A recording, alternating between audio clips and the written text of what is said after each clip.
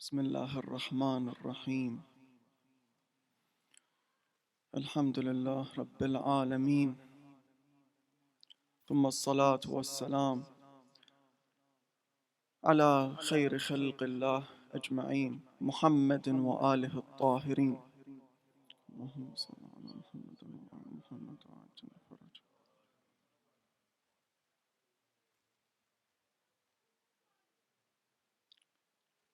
قال سيدنا ومولانا أبي عبد الله الحسين عليه السلام في حديث له: إن الدنيا قد تغيرت وتنكرت وأدبر معروفها واستمرت، ولم يبق منها إلا كصبابة الإناء. صدق سيدنا مولانا أبي عبد الله الحسين عليه السلام. Imam al-Hussein عليه السلام, it is narrated that he had said in a tradition that this life, this dunya, has changed and is hidden. It has become bitter, that nothing is left from it except remains like the remains of a container. So why are we here? What made us attend this gathering? What is the reason? I will start by giving some introductions and some analogies. Imagine you were given the opportunity, or you were forced to live in a special place. This place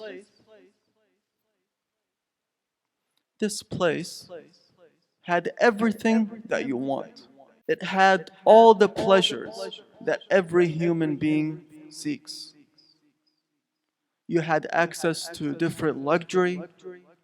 You had access to comfort. You had access to everything. You even had maids and servants to come and serve you. You were a king in that place. But it only had one issue. It only lacked one thing. And that was, it had no sunlight. You know these deep parts of the ocean? If you dive in below 1,000 meters, sunlight won't be able to reach you. It'll be just darkness. You would put artificial lights, just create lights from electricity. The people who were there, who designed this place, they would put that for you, but there is no, as they say, natural light. There is no natural resource. Let's say you were put in such a place.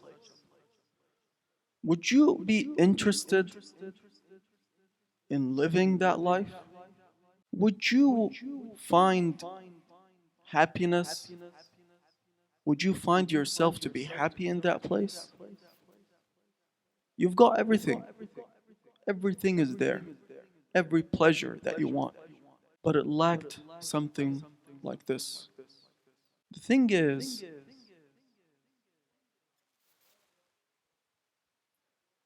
the time we're living right now is a time of darkness. Sometimes we might think that, what is the reason for Muharram and Safar? Why do we need to attend these Husayniyat, these majalis for these nights?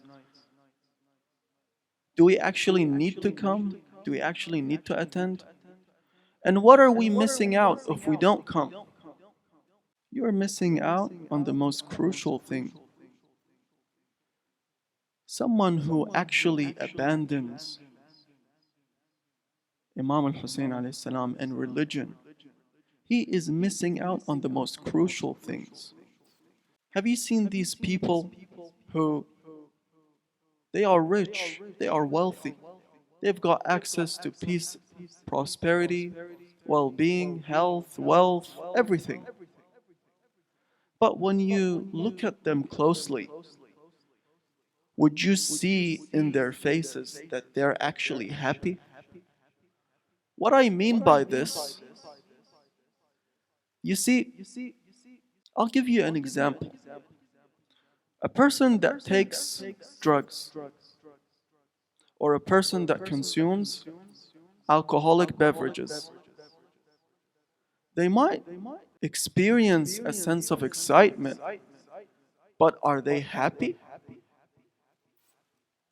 There's a difference when your nerves are calm and when you are actually happy.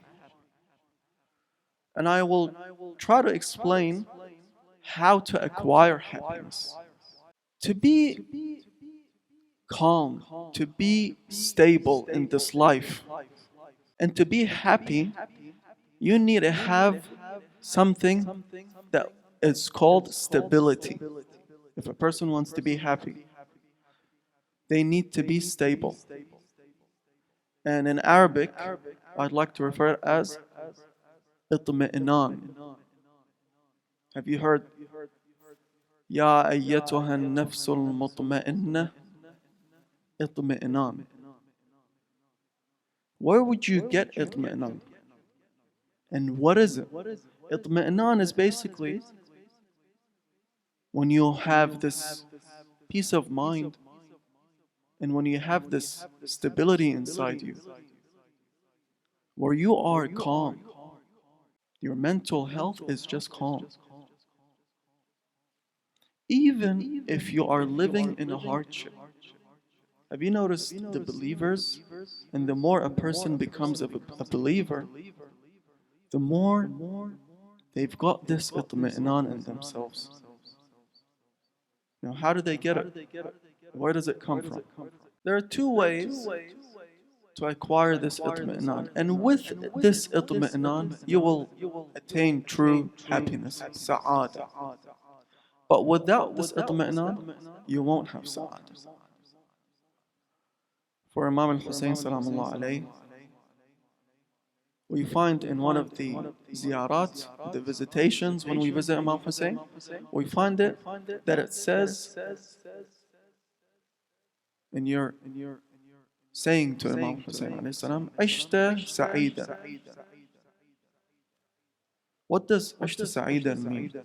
Now, how did Imam Hussein lived a happy life? He didn't go through hardships. When he was a child, when he was young, his grandfather Rasulullah was killed. And it was the most bitter thing that would happen to anyone. Imagine you lose Rasulullah, the best of creations. And Rasulullah is your own grandfather. There's no more of a calamity than this. And then, after a few months, you lose your own mother. And then your father also gets oppressed and gets killed afterwards in a harsh way. غدرا. And then your brother gets killed, and then you get killed in the worst possible manner. Now, what does this mean? That Ashta Sa'ida. We say, actually, it says in the Quran, Ya ayyatuha nafsul mutma'inna. Where does this itmi'nan comes from? I can try and give two things regarding itmi'nan. Number one, us human beings, when we come to this world, to this life, we are always in search of two things. Number one, to know the truth. What's going on? Why are we here? Why are we in this life? Now, if you were, if an atheist, someone who is also born from an atheist, clan, in a family, they really don't know why they're here. They've got no idea. And all they do is they just either make assumptions or they just say, you know what, I don't know. So this I don't know, wouldn't that just stay in your mind? So what they do basically, they try to make themselves busy with other things, with pleasures, so that they just try to forget that. But this pleasures, it would only calm down if it would their nerves. It won't give them the answer. The world we're living today, it's not that just it's a world that it's peaceful, but the only thing is that we need answers, and that's all what's left of it. It's a peaceful world. Everyone is looking after each other. There is no wars going on.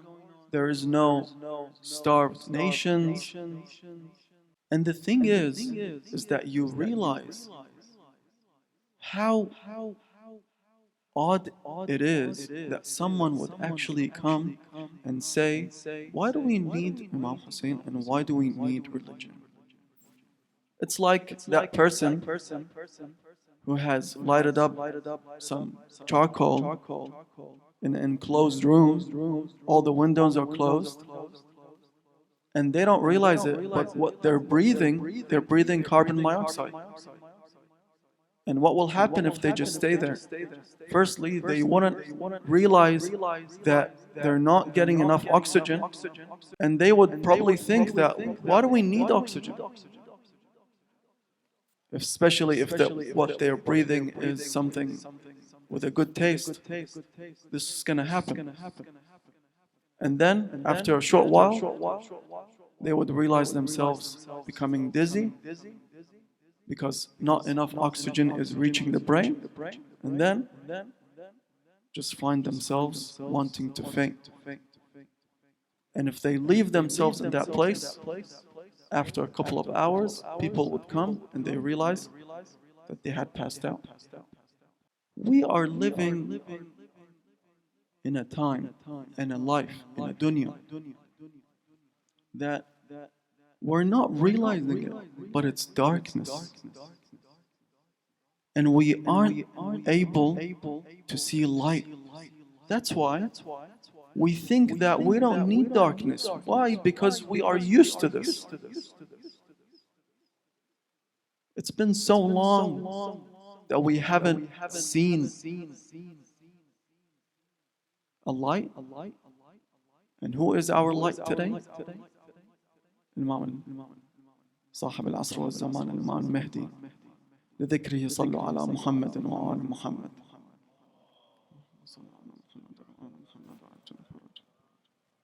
That we come to think, why do we need this life?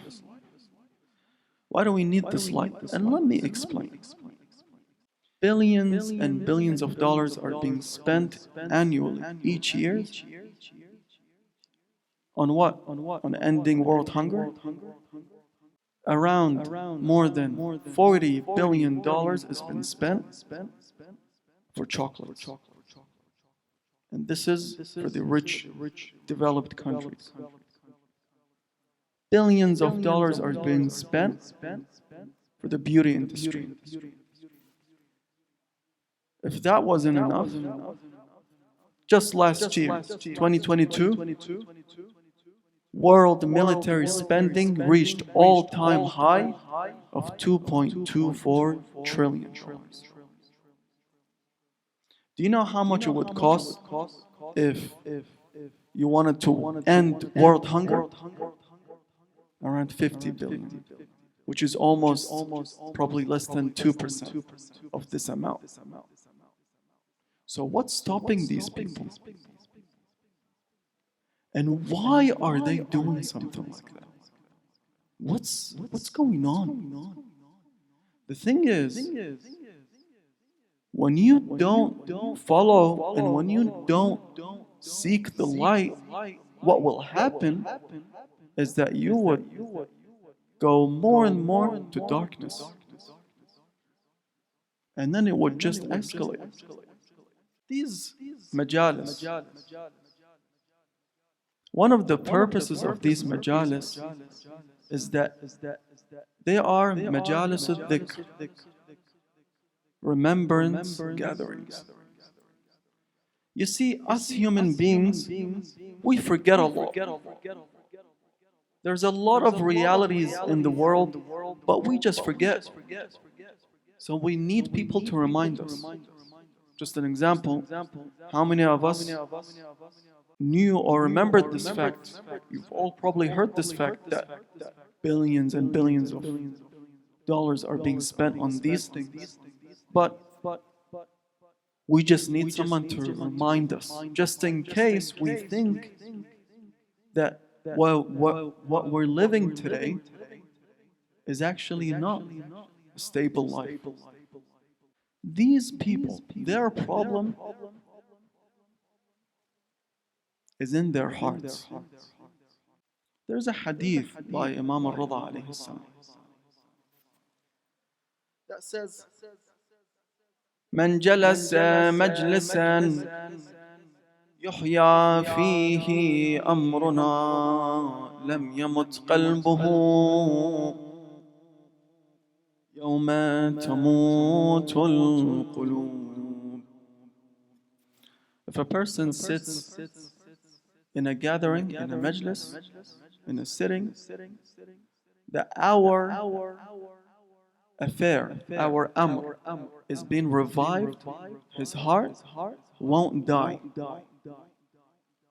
on the day that hearts will die. Now this could probably have two meanings. What is this day? Is it in this dunya or is it in the hereafter? The hereafter. What happens in the hereafter? What happens in the Yawm al-Qiyamah? The Day of Judgment has a lot of characteristics and a lot of names. For example, Allah subhanahu wa ta'ala says about the Day of Judgment, أعوذ بالله السميع العليم من الشيطان اللعين الرجيم بسم الله الرحمن الرحيم وأنذرهم يوم الآزفة إذ القلوب لدى الحناجر. Warn them for the day that is near. One of the names of the Day of Judgment is Yawm al-Azifa. What does Yawm al-Azifa mean? The day that is near. Just a short point about the Day of Judgment. Us humans, naturally, we try to avoid thinking about if there's a danger going on. If someone comes and warns you about a danger, you like to not think about it. And for the Day of Judgment, most of us think, and inshallah we don't, that it's not going to happen now. It's going to happen later. Most of us, shaitan comes to us and puts these thoughts in us. And this is our test. It's not going to happen. But the thing is, it will happen. It doesn't matter that it's going to happen later, or it's going to happen now, or it's going to happen in just a few days. It will happen. Imagine you were falling from a very, very high distance. That took days or probably weeks for you to get down to the ground and feel the ground. Would you be stressed about it? Or would you say, you know what, it's not going to happen now, it's just going to happen later, so why would I be worried about it? That's true. It will happen later, but it will happen. It will definitely happen. You will definitely crash to the ground. So you will be stressed about it if you are who? if you are using your aql. And if there is nothing wrong with you.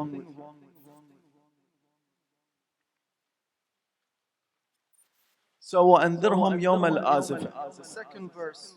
وأنذرهم يوم الحسرة.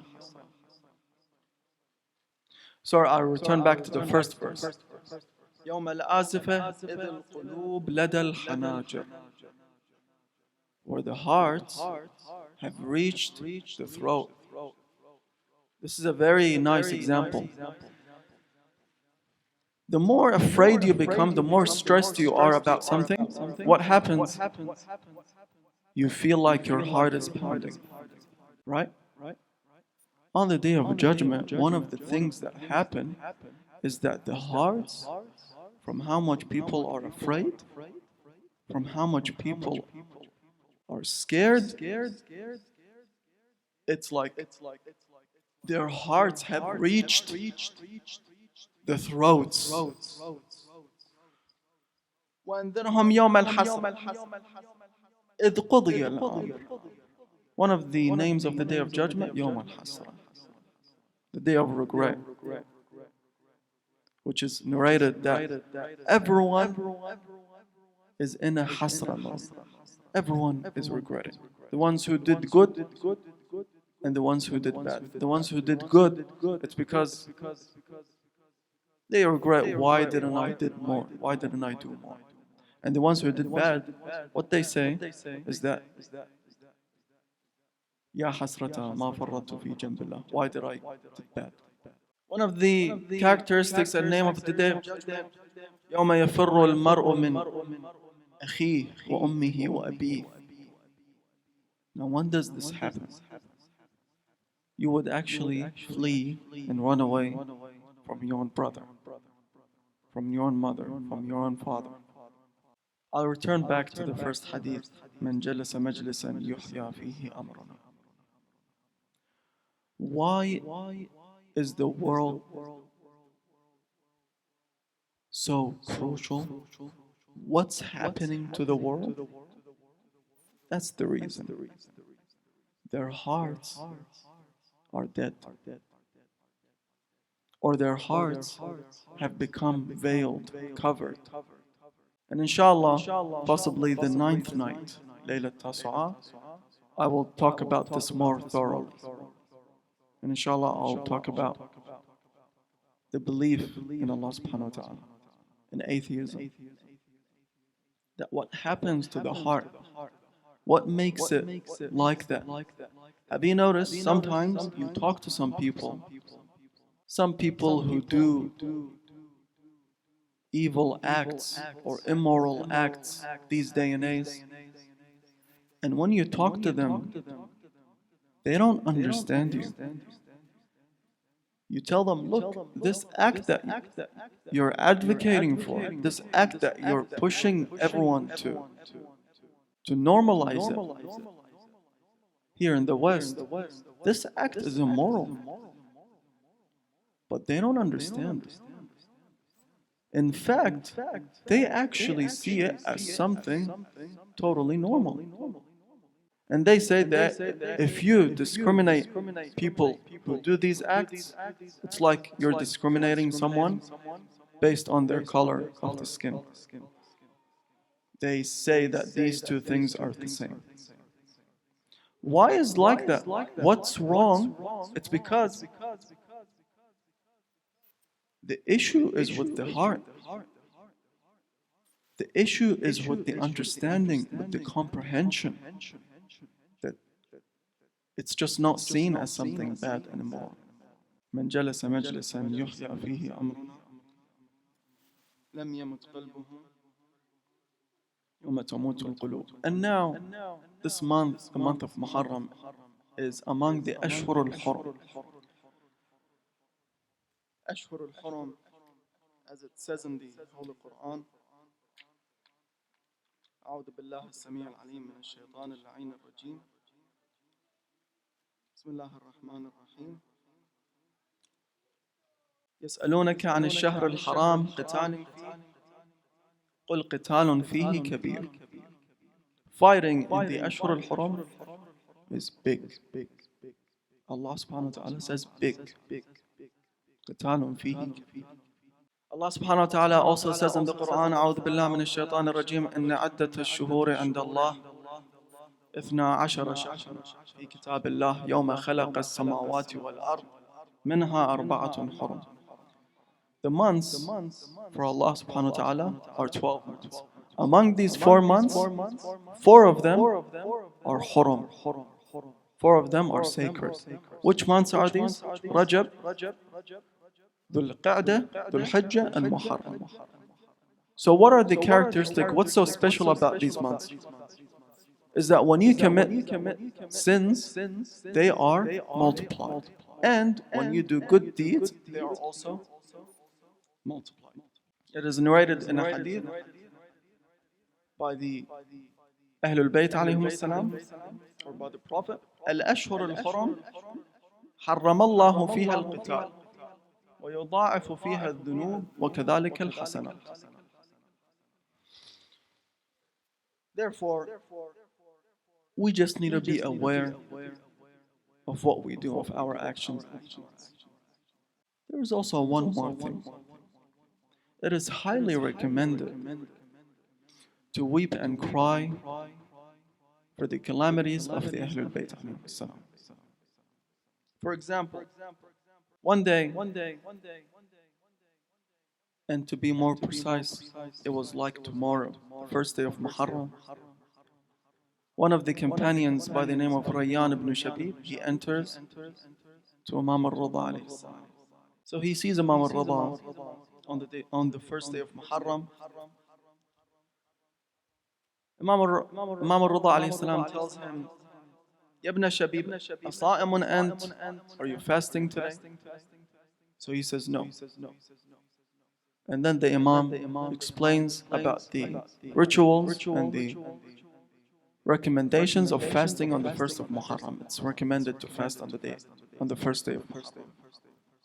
It was the day when Zakaria, he prayed to Allah and asked for a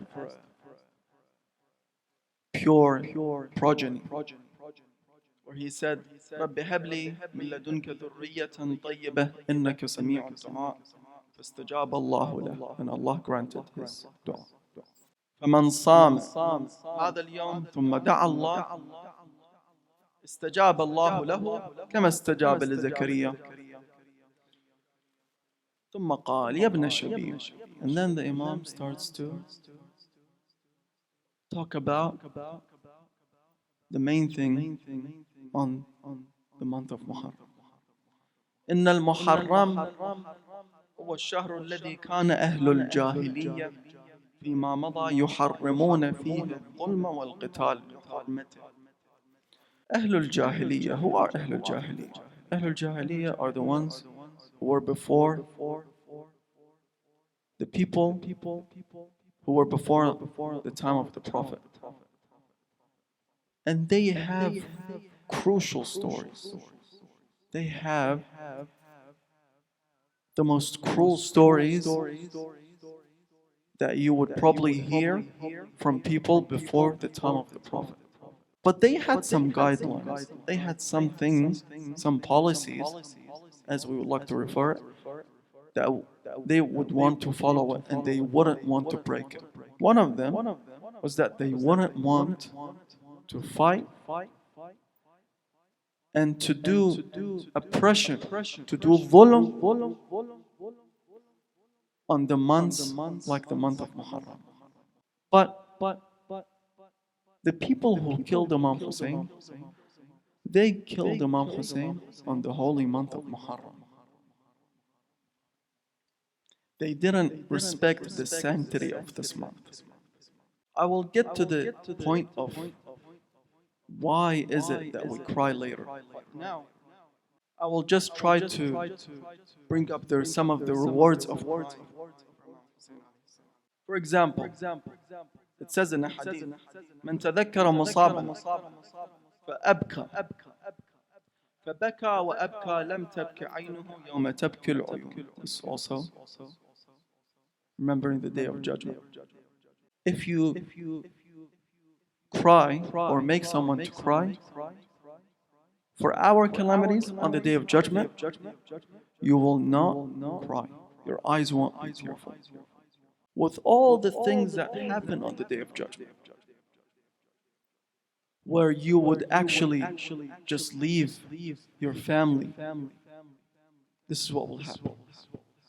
من قطرت عيناه فينا قطرة ودمعت عيناه فينا دمعة بوأه الله بها في الجنة غرفا يسكنها أحقابا وأحقابا. Whoever his eyes lets out a single drop becomes water, or his eyes becomes tearful, Allah will place him to paradise. And subhanallah, the more of a mature person you become, the more you would realize how big the tragedy of Imam Hussein was. And you would find yourself crying for no reason. Not because you want the reward, but it would naturally happen. But Allah subhanahu wa ta'ala rewards you for it. Why? Because Allah is Kareem. And rewards you for it. For the greatest of rewards. Enters you to paradise. Inshallah, I will only stop here. And for the next nights, I'll try to emphasize on some of the important points for these months. And please remember us in your du'as. هذا والحمد لله رب العالمين. صلى الله على محمد وآله الطيبين الطاهرين.